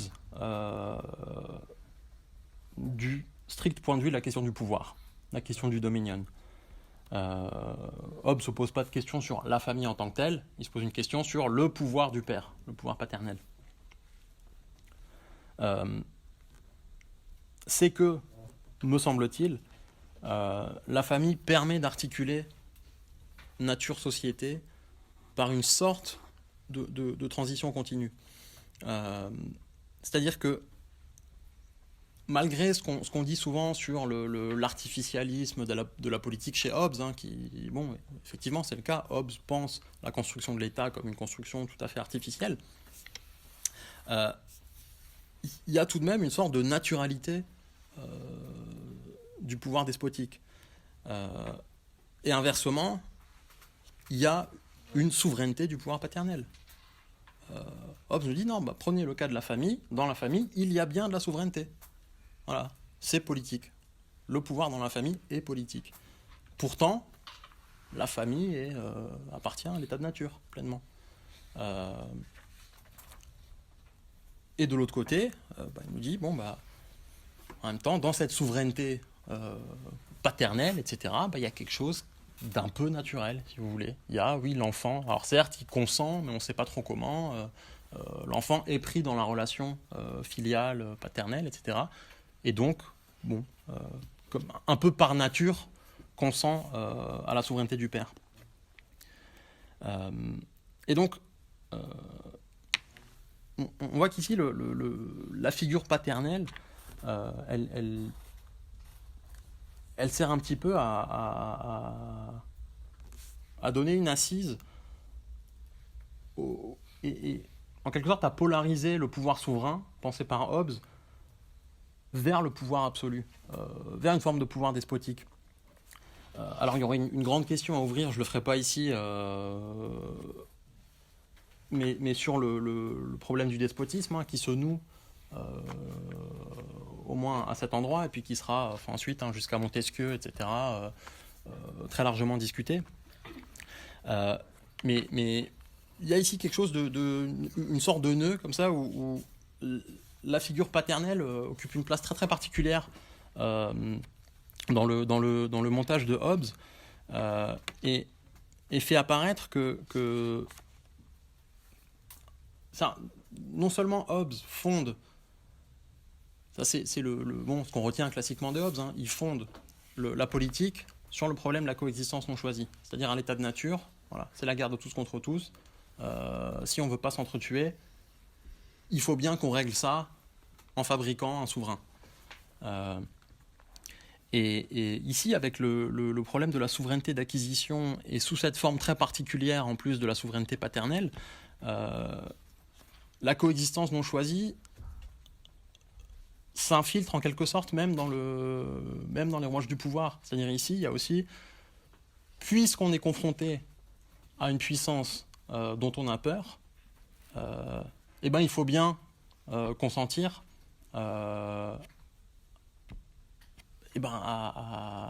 lui reconnaître une souveraineté. C'est-à-dire on va fabriquer la souveraineté, non pas simplement pour régler le problème de la coexistence non choisie, en quelque sorte horizontale, c'est-à-dire entre des sujets qui vont élire un tiers qui va les gouverner, mais en quelque sorte on va faire jouer de la coexistence non choisie de façon verticale. C'est-à-dire, il y a un puissant, il y a un dirigeant, on va en faire un souverain. Et c'est particulièrement frappant, me semble-t-il, dans le cas de la question familiale, parce que c'est quasiment naturel. C'est-à-dire, il y a une nécessité un peu de nature. On est avec des parents, avec un père, etc. Et par une transition insensible, ce père devient souverain. Alors, c'est précisément cette espèce de flou et je vous disais de polarisation de la question du pouvoir politique vers le pouvoir despotique qui va susciter la réaction d'un penseur comme Locke.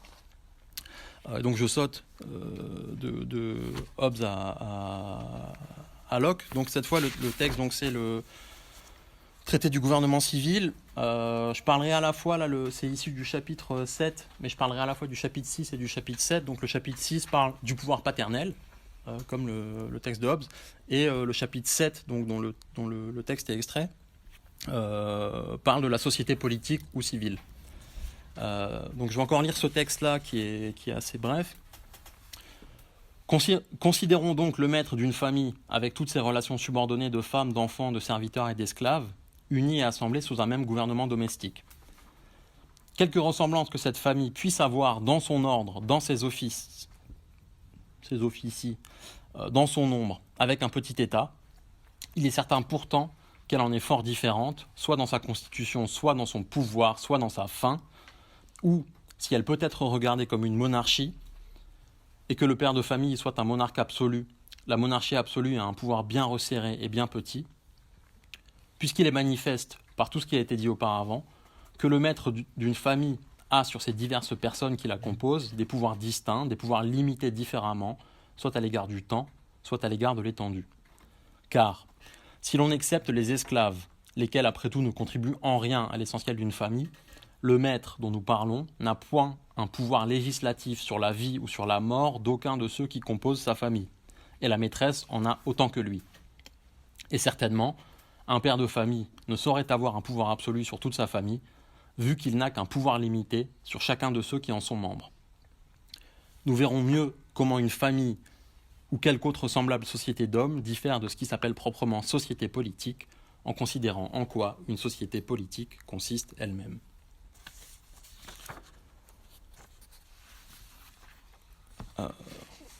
À nouveau, je ferai 3 remarques les plus brèves possibles. Premièrement, Locke opère une disjonction radicale entre le pouvoir paternel et le pouvoir politique. Et cette disjonction s'appuie sur une critique de la catégorie elle-même de pouvoir paternel ou de pouvoir despotique. La critique, elle apparaît de façon... elle est mentionnée ici. Elle renvoie au chapitre 6, donc au chapitre précédent sur le pouvoir paternel. Et ici, vous voyez, Locke précise que le maître a un pouvoir limité et que, d'ailleurs, la maîtresse aussi a du pouvoir. Il n'y a pas que le maître de famille. Parce que Locke fait remarquer très très simplement que le pouvoir paternel est aussi un pouvoir maternel. Et il dit, l'oubli de cette dualité nous fait glisser insensiblement vers une justification du pouvoir monarchique absolu.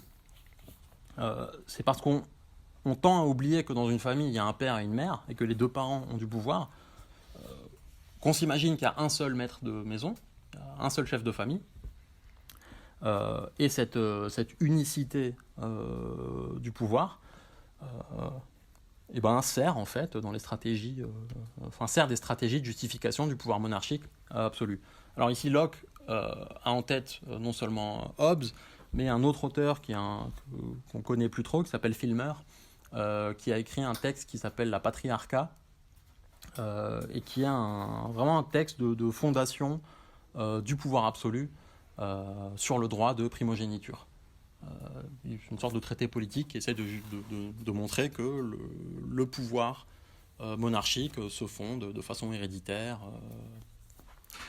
Et Filmer était un grand partisan de Charles Ier, qui était le grand monarque absolu de l'époque. Donc Locke fait remarquer non seulement qu'il n'y a pas un pouvoir unique dans la famille, mais qu'en plus ce pouvoir n'en est pas vraiment un, parce qu'en fait la famille constitue un ordre d'obligations réciproques, c'est-à-dire que les parents doivent soin et éducation à l'enfant qu'ils font naître, puisqu'il est tout petit, chétif, faible, etc. Donc il faut d'une part s'en occuper, et ensuite l'éduquer jusqu'à ce qu'il atteigne la majorité, l'âge de raison, et qu'il puisse s'émanciper de ses parents, donc c'est une sorte de curatelle simplement.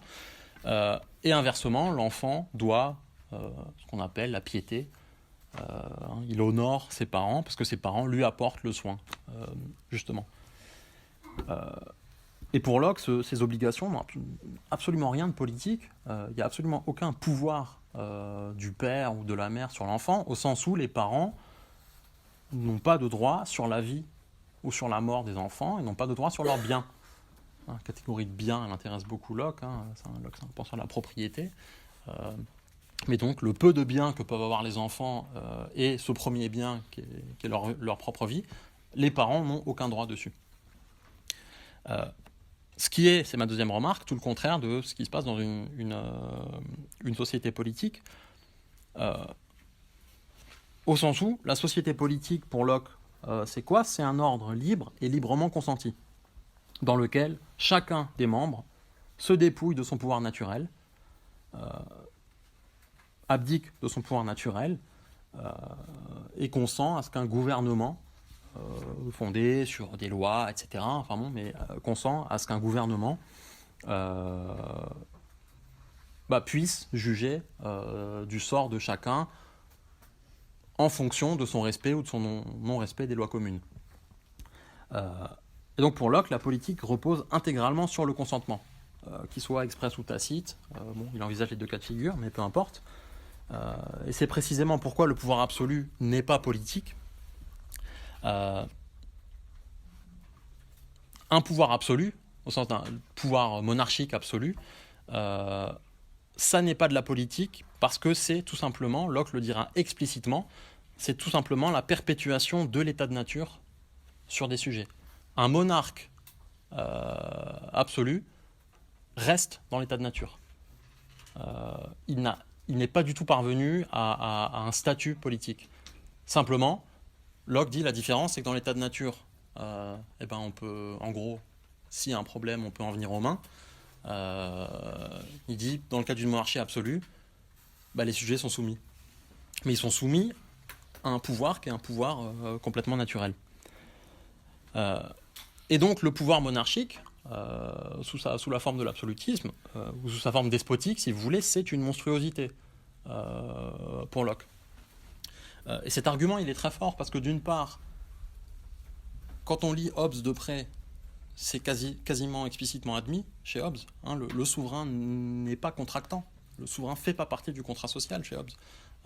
Donc il a une place de surplomb qui fait qu'en fait le souverain n'a pas besoin d'abdiquer de quoi que ce soit. Le souverain, il est juste le dépositaire, l'acteur qui sera choisi par les sujets. mais c'est aussi un argument qu'on retrouve, qui continue de travailler jusqu'à un auteur aussi contemporain que Giorgio Agamben, qui, quand il essaye de penser dans Homo sacer, il vous dit la souveraineté, c'est quoi ? C'est un dispositif de pouvoir qui est intimement lié à l'état de nature. Et Agamben nous dit l'état de nature, c'est rien d'autre que ce qu'on appelle par ailleurs l'état d'exception, c'est-à-dire un état dans lequel un souverain a un droit de vie et de mort impuni sur des sujets. Et il nous dit, voilà, il y a une complicité secrète entre la souveraineté politique et l'état d'exception, c'est-à-dire le pouvoir de vie et de mort impuni, qui s'enracine en fait très très profondément déjà dans les théories du contrat, sous la forme de cette espèce de monstruosité qui fait que dans un ordre politique, l'état de nature peut se perpétuer. Et l'argument, il est énoncé sous une forme différente, mais avant Agamben, etc., il est énoncé par Locke. Et enfin, dernière chose, pardon, je me dépêche, mais par rapport à Locke, c'est que vous voyez que cette critique donc, de l'absolutisme, elle repose sur la distinction très forte entre pouvoir despotique, pouvoir politique, mais que cette distinction, elle fait que, en quelque sorte, il faut d'un autre côté reconnaître une positivité à la famille. C'est-à-dire il faut admettre qu'il existe un pouvoir propre dans la famille, qui n'est pas le pouvoir politique, et que ce pouvoir singulier du domaine familial, il a des effets historiques, et Locke nous dira, précisément, c'est le fondement des royaumes héréditaires. Le fait qu'il existait une tradition monarchique fondée sur l'hérédité, etc., c'est parce que tout est comme si le père était un monarque dans sa famille. Et qu'il y a quelque chose il y a, comme dit Locke, littéralement, quelque espèce de gouvernement dans une famille. Donc, à la fois, Locke essaie de produire une distinction très claire entre d'un côté la politique, de l'autre côté la famille, et en même temps, en faisant cette distinction claire, il donne une positivité très forte au pouvoir, au domaine familial, et donc il doit reconnaître l'effectivité aussi du pouvoir familial, effectivité qui va jusqu'à parfois s'infiltrer dans l'histoire politique elle-même, et fait que il y a des effets d'attachement, d'accoutumance au pouvoir familial. Et ici, simplement à titre d'indication, mais il y a des remarques assez intéressantes de Bourdieu dans son cours sur l'État, un cours au Collège de France sur l'État, sur la façon dont les stratégies héréditaires et familiales ont travaillé et ont muté en quelque sorte pour donner naissance à ce qu'il appelle la noblesse d'État, mais pour donner naissance à des stratégies un peu identiques de valorisation du capital symbolique, etc., mais pour ce qu'il appelle, plus une noblesse héréditaire, mais une noblesse d'État, c'est-à-dire celle des nouveaux fonctionnaires d'État. Et donc on pourrait aussi suivre cette ligne-là de la question héréditaire dans l'histoire politique.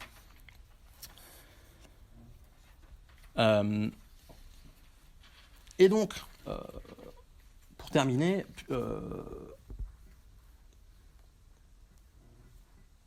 Locke essaye de fonder le pouvoir politique en le distinguant clairement, radicalement du pouvoir despotique, du pouvoir familial. Et en même temps, ça n'empêche pas, encore une fois, des sortes d'effets de brouillage, et parfois des effets un petit peu monstrueux. Et c'est à partir de là qu'on peut comprendre la position très très radicale de Rousseau. Alors, je lirai pas le texte, il n'a pas une substance philosophique très très forte. C'est pas un texte très technique, disons. C'est une note au discours sur l'origine et les fondements de l'inégalité, la note 12, dans laquelle, en gros, et je me tiendrai à deux remarques sur ce texte, Rousseau énonce contre Locke, explicitement contre Locke, énonce qu'il n'y a pas de famille dans l'état de nature. Et il essaye de produire une démonstration, qui est une réfutation de Locke, en disant, en fait, on peut prendre la question par tous les bouts qu'on veut, on ne comprendra pas pourquoi un mâle et une femelle restent ensemble. Il n'y a aucune raison dans l'état de nature, même la procréation, ne permet pas de comprendre que le mâle et la femelle vont rester ensemble. Parce qu'il nous dit chez Locke nous dira, bon, une fois qu'il y a l'enfant, il se rend compte qu'il faut s'en occuper, etc. Et Rousseau, bon, il a un argument très ingénieux, qui est de dire, oui, bon, mais l'enfant, il est 9 mois après. Expliquez-moi dans l'état de nature, qu'est-ce qui fait qu'un mâle se dit que 9 mois après, il y a un enfant qui va naître, qu'il va devoir s'en occuper. Il me dit, bon, le mâle, il est un peu... à l'état de nature, faut s'imaginer que chez Rousseau, les humains, c'est des espèces d'animaux, etc. Donc, ils font leur truc, là, leurs besoins. Et puis voilà, une fois que c'est fini, c'est fini. L'enfant ne naît pas tout de suite. Et voilà, et Rousseau dit la procréation, c'est un besoin physique, c'est pas une union morale. À l'état de nature, c'est de la physique. Et donc, Locke fait la même erreur que Hobbes, l'erreur que Rousseau reproche à tous les théoriciens contractualistes, c'est d'avoir projeté la société dans l'état de nature. Vous faites comme si la constitution familiale, etc., était un fait de nature. Non, vous confondez la physique et la morale. Dans la nature, du point de vue physique, voilà, il n'y a aucun lien entre un mâle et une femelle. Il y a juste des moments d'accouplement, c'est tout. La famille est une institution sociale et morale.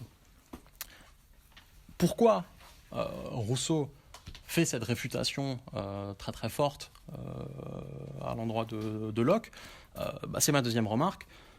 C'est que Rousseau veut détruire absolument la famille et détruire sa naturalité. C'est-à-dire que Rousseau, en détruisant la famille, nie la coexistence non choisie. Il essaye d'en nier le fait, en quelque sorte. Pour Rousseau, l'état de nature, c'est pas un état de coexistence, c'est un état d'isolement. C'est un état de non-coexistence. Les individus humains sont complètement éparpillés, complètement isolés à l'état de nature. Et il essaiera d'expliquer ensuite comment, par sédentarisation, etc., petit à petit, ils se sont rapprochés. Mais quand on prend les choses voilà, dans l'absolu, il n'y a absolument pas de coexistence. Et donc la famille naturelle n'a aucune longévité. Si elle se conserve, c'est par convention, c'est-à-dire parce qu'il y a déjà du lien social. Et en fait, le problème de Rousseau, derrière ça, enfin, dans cette critique de la famille, c'est que lui essaye de penser la pureté du lien social, en fait. C'est ça son problème. C'est d'essayer de fonder un ordre politique absolument volontaire. Un ordre politique souverain fondé sur la volonté générale. La clé de Rousseau pour penser l'ordre politique, c'est la volonté générale.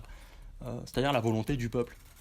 Une volonté populaire, générale, elle-même souveraine, et qui, en devenant souveraine, produit la souveraineté, produit l'ordre politique.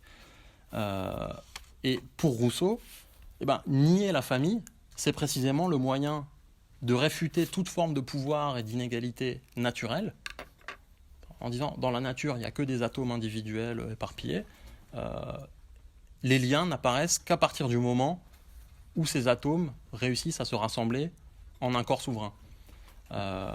Et donc, nier la famille, c'est se donner les moyens de penser l'égalité politique, qui est le seul ordre politique viable et acceptable selon Rousseau. Donc, on voit que les théories du contrat s'accommodent très mal de la famille, s'accommodent très mal de la question du lien naturel, c'est-à-dire s'accommodent très mal de la coexistence non choisie. Et pourtant, sous la forme de la famille, celle-ci les hante. La politique moderne, c'est une conjuration de la coexistence non choisie, sur laquelle en même temps elle se fonde paradoxalement. Et j'aimerais juste indiquer une espèce de double écueil qui s'ouvre ici, si on reprend un peu les termes des théories qu'on a vues. Que faire quand il faut faire quelque chose de la coexistence non choisie politiquement? Le double écueil, c'est quoi? C'est d'un côté, on va dire, la solution à la Hobbes, c'est fonder le pouvoir souverain sur la coexistence non choisie. La coexistence non choisie, voilà, c'est terrible, c'est le chaos, c'est la guerre de tous contre tous, donc il y a un pis-aller, c'est la politique. Et Hobbes le dit lui-même, là, c'est pas génial, l'État souverain, mais bon, c'est toujours mieux que la guerre de tous contre tous. Donc vous avez la solution étatique, voilà, sous la forme du pis-aller. Et puis de l'autre côté, l'autre écueil, c'est ce qui correspond un peu à la position rousseauiste, c'est-à-dire on ne peut pas admettre la coexistence non choisie on peut rien fonder là-dessus. Donc il faut tout reprendre à zéro, et il faut que la souveraineté prenne la forme d'une présence à soi, d'une coïncidence à soi du peuple. Chose absolument fictive, ça n'existe pas. Le contrat social n'existe pas chez Rousseau, il est impensable. Enfin, il est pensable, mais il est irreprésentable. Enfin, quand est-ce qu'un peuple a existé, a coïncidé avec lui-même pour produire un acte de volonté générale ? On ne sait pas. Rousseau lui-même, il ne trouve pas. Et donc ici, vous avez non plus le pis-aller, mais l'idéal. Effectivement, l'idéal de la présence à soi, de la communauté. Ce qu'on pourrait appeler, en d'autres termes, le communisme. Et donc, on a cette espèce de double écueil, c'est-à-dire soit penser sous la forme idéale une politique communiste, c'est-à-dire la présence à soi de la communauté, ce qui est relativement impossible, soit le pis-aller, c'est se dire, la coexistence choisie, oui, il faut bien en faire quelque chose. Donc, on va penser l'État séparé, souverain, qui gouverne les sujets. Très modestement, ce qu'on aimerait essayer de faire, c'est d'éviter ce double écueil, en allant interroger la figure de la famille, plus précisément, et voilà, en disant, il ne s'agit pas de réhabiliter la famille, il s'agit de la repenser. C'est-à-dire mettre au jour ce dont elle est potentiellement le nom, le chiffre ou l'indice, si vous voulez, et que Valérie a commencé à exposer.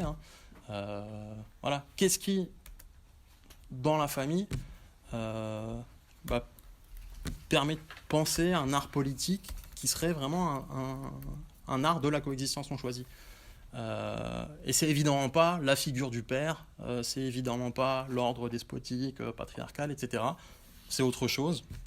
On flaire que cette autre chose ira sans doute du côté de la femme, et qu'à partir du moment où on repense la famille autrement, peut-être que la femme apparaît sous une autre figure qui n'est pas celle de l'épouse ou de la mère, et qu'à partir de là, les liens de coexistence non choisis entre hommes, entre femmes, etc., peuvent apparaître sous un nouveau jour.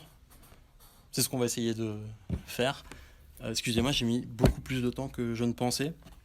Cela dit, personne ne nous met à la porte, donc voilà. On a tout le loisir de discuter. Ceux qui veulent partir sont évidemment libres. Vous n'êtes pas prisonnier ou prisonnière. Mais voilà. Et tu peux peut-être juste annoncer ce que tu fais la semaine prochaine. Oui, pardon. La semaine prochaine, pour poursuivre un peu ces réflexions, mais je reviendrai sur ce qu'on pourrait appeler la question